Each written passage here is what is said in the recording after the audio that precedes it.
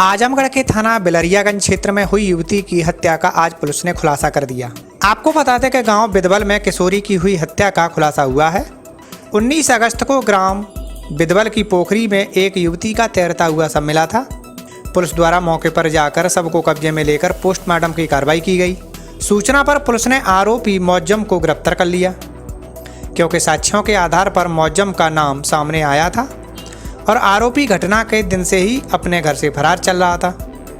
थाना बिलरियागंज पुलिस को सूचना मिली कि आरोपी मौजम अपनी बहन साजिया के घर पर है। पुलिस द्वारा दबिश दी गई तो आरोपी ने छत के रास्ते भागने का प्रयास किया, लेकिन पुलिस ने फिर भी पकड़ लिया। पूछताछ में उसने बताया कि उसकी बिदवल बाजार में मोबाइल की दुकान है, जहां कभी कभी मृतक युवती आती थी। अभियुक्त काफ़ी समय से मृतका से अवैध संबंध बनाना चाह रहा था, लेकिन इसमें उसे सफलता नहीं मिली। 19 अगस्त को आरोपी अपनी दुकान से गांव की ओर जा रहा था, तभी रास्ते में उसे मृतका मिली।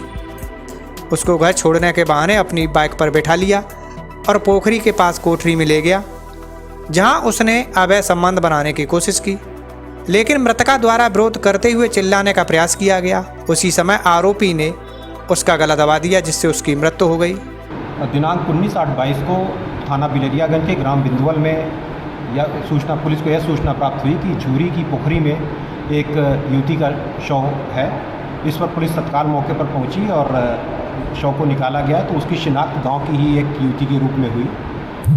परिजनों की दी गई तहरीर के आधार पर थाना बिलरियागंज पर मुकदमा अपराध संख्या 187/22 धारा 302, 201 IPC पंजीकृत किया गया और उसकी विवेचना थानाध्यक्ष बिलरियागंज द्वारा प्रारंभ की गई।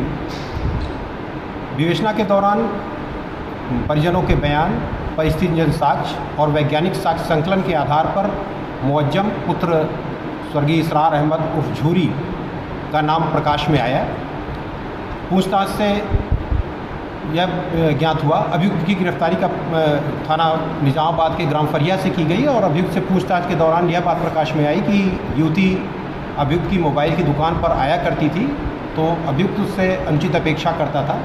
दिनांक 19/8 को घर ले जाने के बहाने अभियुक्त उसको अपने साथ ले गया तथा पोखरी के बगल में स्थित कोठरी में ले गया, जहां उससे अनुचित अपेक्षा की गई, जिसमें उसके द्वारा शोर मचाने का प्रयास किया गया। इसी दौरान अभियुक्त द्वारा उसका गला दबा दिया गया तथा साक्ष्य छिपाने के लिए बगल की पोखरी में उसकी बॉडी को डाल दिया।